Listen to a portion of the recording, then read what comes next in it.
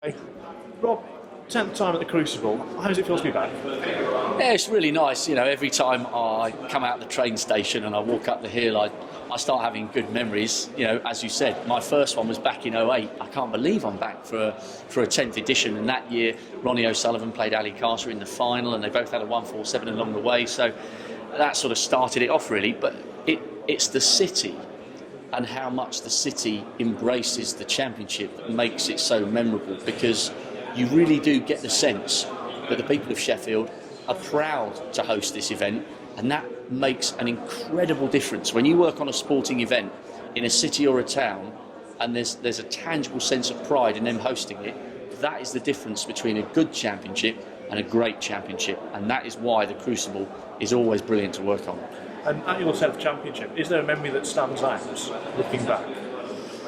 Yeah, I guess that first World Championship final that I emceed, because I'd never done it before, and then probably two memories stand out for me, both involving Steve Davis.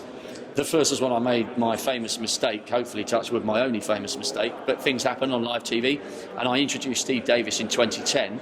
He was coming out for the deciding session of his quarter-final against Neil Robertson, and he'd done brilliantly to get to the quarter-finals in his 50s, and I introduced him, I gave all his stats, and I introduced him as Dennis Taylor by mistake, and then instantly corrected myself, but it's too late. So millions of people have seen you make a monumental mistake live on TV. So I had a laugh about that, and it's not the end of the world, no one's died, but obviously I wish I hadn't done it. And my other great memory is last year, when Steve's father had passed away, and I think that had contributed to him finally deciding to retire. And he had one final circuit of the arena floor that he, amongst a small number of other players in the 80s, helped to make famous. And he was really emotional, and I was supposed to interview him at the end of that lap of honour, if you want to call it that, live on the BBC, and the reaction he got from the crowd was incredible, and he started crying. And I thought, you know what, I'm just going to give him a hug and stand back. And it was just a lovely moment to have a small role in. So those are probably, other than my first final, those are my two standout memories, both very different and both involving Steve Davis. And you feel you have quite a privileged position as MC. Are you a snooker fan yourself as well? Yeah, I was in the 80s, and then I sort of drifted away from the game as I went to uni, and my first love is athletics and distance running, and it always will be. So when I was asked to work on the snooker in the autumn of 2007, I was up for it, but I wouldn't say I was a die-hard fan at that time. However, over the subsequent 10 years, so my first tournament was December 2007, so I'm coming up from the 10th anniversary of being part of the World Snooker fraternity. I have been made to feel so welcome. And because I've been around at a few tournaments over a long time now, you get a little flavour of what these players are like as people, and that means you care that much more about how they get on. Obviously, you know that not all of them can win every tournament, but you really feel as though you live a little bit of the outcomes and the great moments and the terrible moments. You almost live a little bit of that with them. So I've really grown fond of them as people as well as of the sport. So I'd say I am a big fan now, and I do have a little crack on the World Snooker website for live scores. If there's a tournament I'm not working on, I will always see who's winning and who's going through to the quarters and the semis. So yes, my 10-year association has reawoken my passion for the sport that I had in the 80s.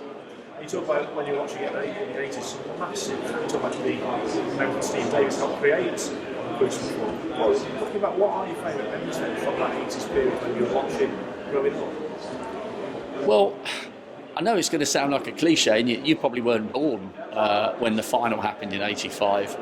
And I can remember being allowed to stay up late. I was just turned 10 at that time, and it was incredible because, the reason I think the final is so absorbing is the fact that, unless it's one-sided, it happens over 4 sessions of snooker. So you start watching it on the Sunday afternoon and it's 8-0, and you go off and do something else, and the Sunday morning you think, I won't bother this afternoon because when Dad said, we'll go off and do something else, Davis is obviously going to win. And then we had our Sunday lunch, and suddenly you think, Dad said, Dennis Taylor's making a bit of a comeback in this one. And I can remember vividly being allowed to stay up late and watch them finish. I was probably used to go to bed at 7:30 or something like that in that era. So that in itself, for a young child, makes it memorable that you're staying up late to watch it. So it was probably that really, just and I'll never forget that. Probably like all of us who watched it and was involved in snooker as a fan at that time, let alone what that must have been like to actually sit in that theatre and witness it in the flesh. That must have been incredible. And do you have, watching on snooker, you know the players, as you say.